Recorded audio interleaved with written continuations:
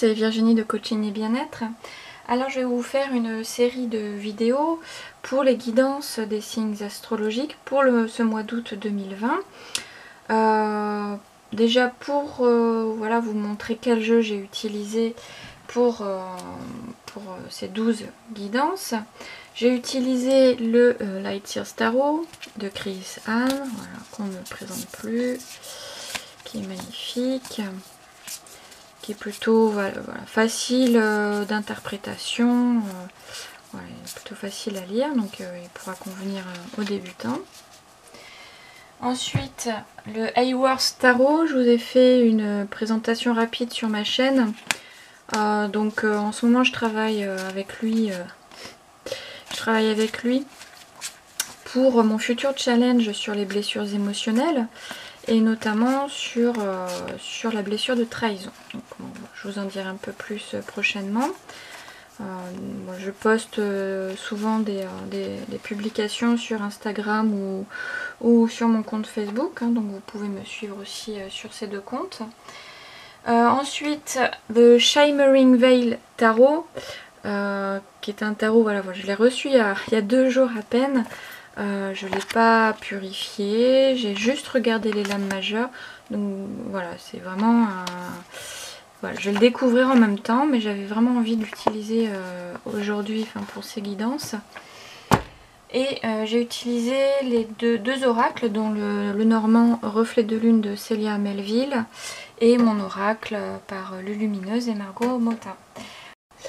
À vous les cancers, donc un signe d'eau.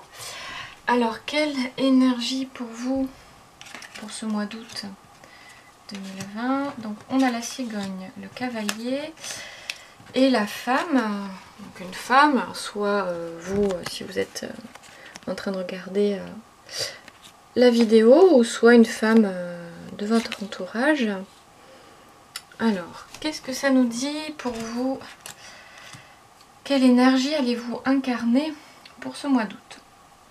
Alors là, on a l'idée de déplacement, de mouvement, de nouvelles aussi. Ça peut être aussi une nouvelle concernant vous ou une jeune femme de votre entourage qui peut vous apporter une nouvelle. Alors, ça peut être une naissance, une grossesse, ça peut être aussi un déménagement. En tout cas, il va y avoir quelque chose, un renouveau, une nouvelle, un message. Vous allez apprendre quelque chose venant de quelqu'un ou pour vous-même. Voilà, vous avez été peut-être en attente de certaines choses et quelque chose va se concrétiser. Alors ça peut être, comme je disais tout à l'heure, une grossesse, une naissance, une nouvelle situation professionnelle, un déménagement. En tout cas, c'est signe d'un changement pour vous. Voilà, durant ce mois d'août, vous allez être dans ce mouvement-là, dans ce renouveau-là, et avec peut-être une prise de décision aussi à prendre pour repartir sur de nouvelles bases, repartir de zéro, un nouveau commencement. Voilà, pour ce qui est pour vous pour ce mois d'août. On va voir maintenant un petit défi à relever. Alors le défi à relever, 3 d'épée. Alors celui-là, il n'est pas très joli. Mais en tout cas, voilà, le défi pour vous à relever. Alors par rapport, ça peut être voilà, lié à ce renouveau, à ce changement, à ce nouveau départ, à cette nouvelle que vous allez recevoir. Bon, après, est-ce qu'elle est bonne? Est-ce que vous la considérez comme bonne ou pas? Bon, je ne peux pas vous dire, hein. Tout dépend de votre interprétation. Ça peut être une bonne nouvelle, mais qui va provoquer en vous, ou qui va vous faire ressurgir certaines blessures de votre passé, liées à votre passé. Voilà, ça peut être... alors, je prends un exemple. Par exemple, si vous apprenez voilà, que vous êtes enceinte, bien voilà, ça peut vous remuer, ça peut vous évoquer, voilà, ça peut engendrer, vous provoquer un certain stress, ou voilà, tout simplement, hein, sans aller vraiment dans les blessure profonde. Mais bon, enfin en général le 3 d'épée c'est quelque chose quand même qui remue et qui... voilà, vous allez peut-être vous poser certaines questions par rapport à ce renouveau, à ce nouveau départ, à ce changement de situation. Et en fait tout dépend en fait de votre attitude par rapport à cette nouvelle. Soit ça va vous remonter certaines peurs, certaines angoisses qui peuvent être liées aussi à votre passé, donc à vos anciennes blessures. Voilà, donc on va voir comment relever justement ce défi, comment le considérer peut-être autrement, hein, on va voir.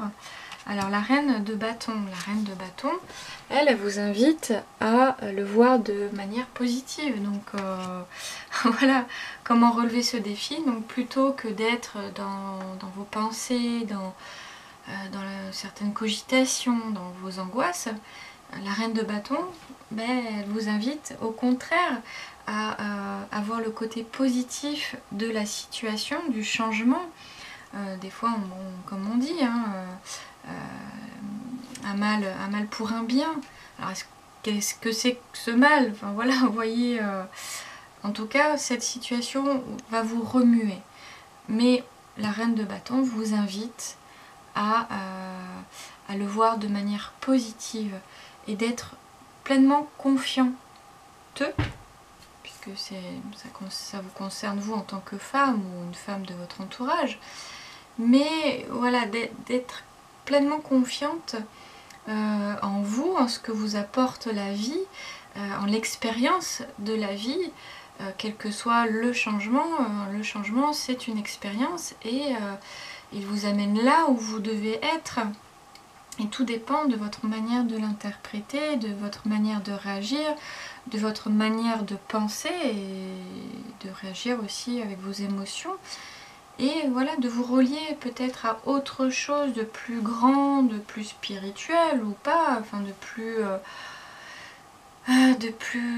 voilà, d'être un peu plus dans la vie, dans le mouvement de la vie, plutôt que d'être un peu plus trop dans le mental et d'écouter un peu trop vos peurs, voilà, d'écouter un peu plus votre joie de vivre et de ce que ça vous anime plutôt comme belle chose. Voilà, quelle que soit la situation que vous allez vivre, qu'est-ce que vous pouvez en retirer de bénéfique pour vous et puis pour les autres aussi.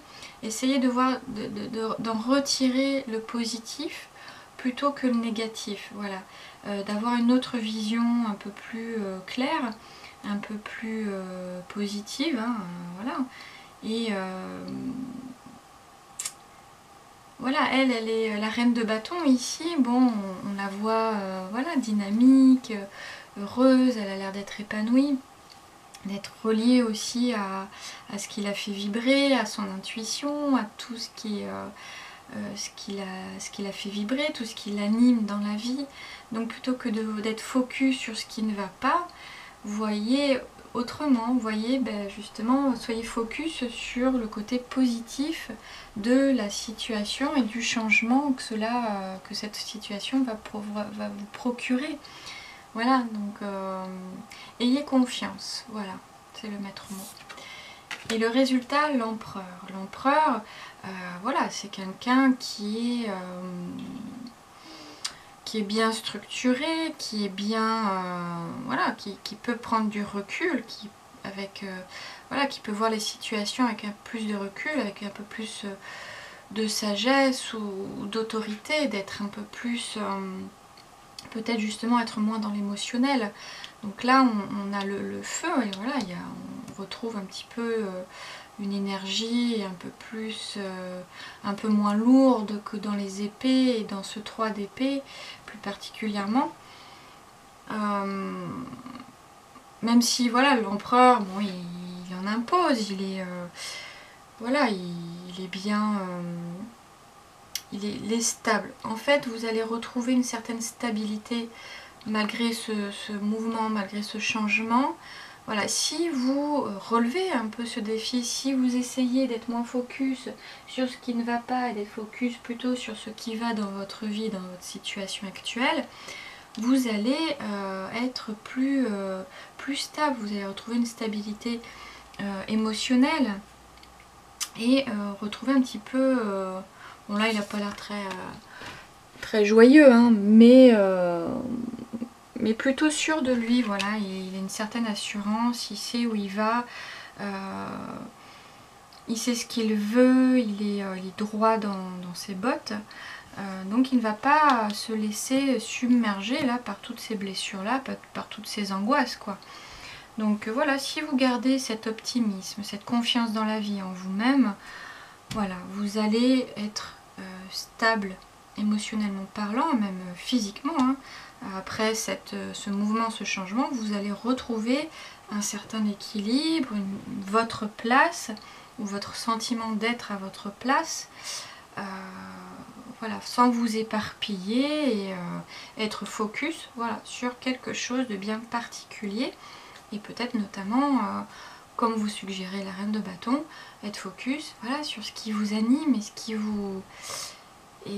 qui vous rend joyeux, quoi. Voilà.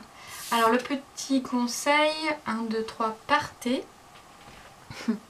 Alors le personnage dit maintenant, genre maintenant je lâche tout, je ne change pas et je file comme ça vers mon destin.